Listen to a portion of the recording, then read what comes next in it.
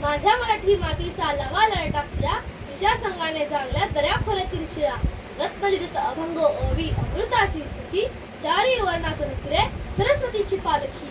नमस्कार, माझे नाव नीरज तुषार कुंभार. मी जवाहर नवोदय विद्यालय येथे पुणे येथे इयत्ता 6वी मध्ये शिक्षण घेत आहे. मी आज ज्या विषयावर बोलणार आहे तो विषय माझ्या हृदयाच्या फार जवळचा आहे. तो म्हणजे मला समजलेली मराठी भाषा. लहानपणी मी पहिल्यांदा जी भाषा ऐकली ती माझ्या आईच्या तोंडून. ती होती मराठी. त्या शब्दांमध्ये केवळ भाषा नव्हती, तर प्रेम होते, माया होती, काळजी होती. मला आजही आठवतं, आई मला झोपवताना ओव्या म्हणायची आणि त्या गोड लयने मला भाषा नाही तर भावनेची गोष्ट समजायची. हेच खरं, मराठी ही फक्त भाषा नाही तर ती एक भावना आहे, ती नातं आहे. ते आपल्या सर्वांच्या मनात खोलवर रुजलेलं नाजूक पण ठाम अस्तित्व आहे. माझ्या लहानपणीच्या आठवणींचं जर एक चित्र रेखाटलं तर त्यात गाभाऱ्यातून येणाऱ्या ओवाळणीचा आवाज आहे. आजीच्या तोंडून येणाऱ्या संत तुकारामांच्या अभंगांची गूंज आहे. शाळेच्या मैदानावर आम्ही शिवाजी महाराज की जय म्हणत दिलेल्या घोषणा आहेत. हे सर्व काही मला मराठीने दिलं. मराठीने मला संवाद शिकवला, पण त्याचबरोबर आपुलकी, आदर, आत्मविश्वास व अभिमानही शिकवला. आज मी एखादं छान मराठी गीत ऐकतो, मग ते भावगीत असो, लोकगीत असो की भक्तिगीत, त्यातील शब्द मनाला स्पर्श करतात. स्वर आले दुरुनी गंध दरवळला, अशा ओळीत एक गूढ सौंदर्य असतं. कधी असं वाटतं इतर भाषांमध्ये इतकी भक्ता असते का?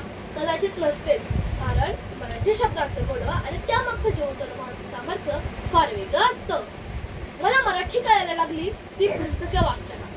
शाळेत बालभारतीपासून सुरुवात झाली, मग पुढे तुकाराम गाथा, ज्ञानेश्वरी आणि त्यानंतर पु ल देशपांडे, गदिमा, मंगेश पडगावकर, कुसुमाग्रज यांचं लेखन. प्रत्येक लेखक व कवी मराठीच्या विविध छटा ओळखत होता. कोणीतरी मला हसवत होतं, कोणीतरी अंतर्मन हलवून जात होतं, कोणीतरी नवा विचार देत होतं. मराठीने मला माणूस बनवलं. बोलताना शब्दांची किंमत शिकवली, लिहिताना भावना ओळखायला शिकवल्या, ऐकताना समजूतदारपणा दिला.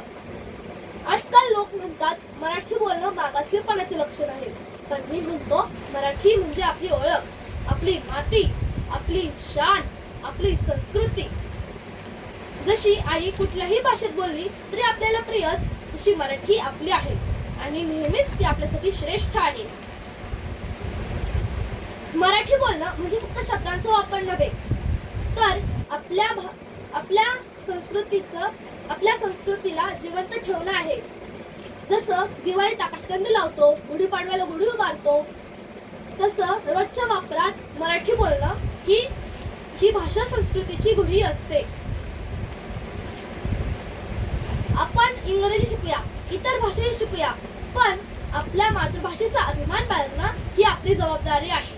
कारण जर आपणच तिचा अभिमान बाळगला नाही तर इतरांकडून आपण काय अपेक्षा ठेवणार? माझ्यासाठी मराठी ही माझी सावली आहे. जणू त्या झाडाखाली मी सुरक्षित आहे, जिथे वादळ जरी आलं तरी ही भाषा मला धीर देते, आधार देते. मी कितीही मोठा झालो, कितीही शिकलो, जगाच्या कुठल्याही कोपऱ्यात गेलो तरीही मी आहे, कारण माझ्या मनात अजून एक स्वच्छ, सुंदर व सजीव मराठी आहे.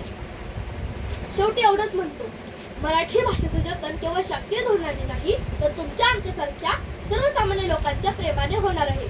म्हणून या भाषेवर प्रेम करा, तिला जपा व अभिमानाने जगा. जय हिंद, जय महाराष्ट्र. धन्यवाद.